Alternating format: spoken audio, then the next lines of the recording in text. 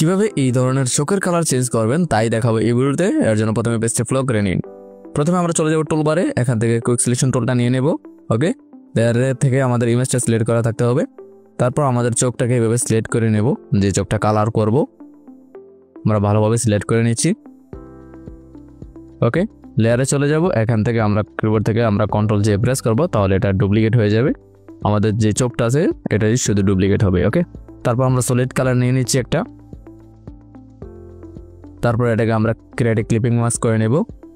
তারপর এখানে আমরা কিবোর্ড থেকে কন্ট্রোল আই প্রেস করে দেব, তাহলে এটা ইনভার্ট হয়ে যাবে।